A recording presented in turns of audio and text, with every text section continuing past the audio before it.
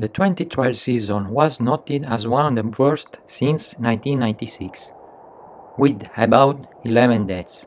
But while Miss Shriya Shah-Klorfine dying, the 73-year-old Watanabe of Japan became the oldest woman to reach the summit.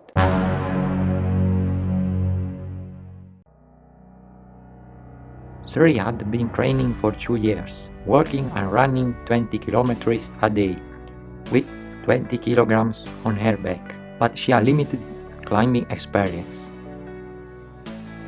Shriya had booked a climb with a new guiding company. Neither she nor the guide firm had much climbing experience. The leader of the guide firm said previously warned her she was a below average climber.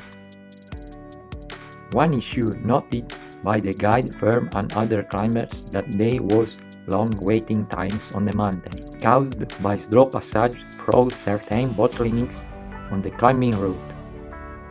Born in Kathmandu 33 years before, Shriya grew up in Mumbai, India and moved to Toronto, Canada to be with her husband and start an import business. Shriya was on the first expedition to Mount Everest. Her desire to climb Mount Everest was also intermingled with her patriotism. "This is my dream and passion.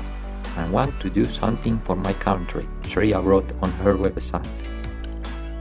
Hundreds of climbers and several more Canadians were on the mountain that month, in what has been an exceptionally busy climbing season. Shriya had been climbing for nearly 20 hours, and she reached the summit at 2 p.m. On that day, there were too many people to climb the Everest. There were too many traffic jams. The descent was further complicated by cold and windy conditions. She lost her stamina and was suffering with the altitude. When it was on the south summit, she was very weak.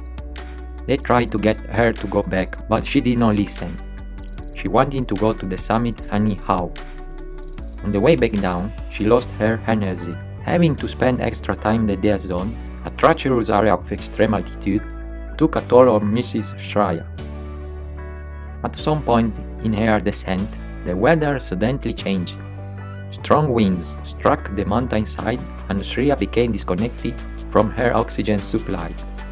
The guides tried to help her. They placed her arms on their shoulders and helped her walk, but she was too weak and she collapsed. "Save me," she told them. They tried to revive her, but it was too late. An American climber reported that there was a wait of up to 2 hours at a choke point when high winds, shifts and gusts of more than 100 kilometers an hour blasted the trapid, exhausted climbers. He saw 4 climbers as they were freezing to death. One victim was lying face down in the snow with his or her headlamps still on. They died under what's being described as overcrowded conditions in the mountains, so called the zone in the final stretch of the climb. Delays in getting to the summit, worsening weather and limited oxygen tank supplies are all good reasons to turn around, but it's not a decision that is easy to make for climbers, for whom Everest is the trip of their lifetime. At that altitude, you can't pull somebody off. All you can do is recommend to them. Even with oxygen, it's a tall climb. It takes a lot more than just stamina. Shriya's body has been taken via helicopter from Mount Everest to her family, the Nepalese capital Kathmandu. Shriya died pursuing her dream of scaling Mount Everest, leading to concerns over the perilous condition on the mountain.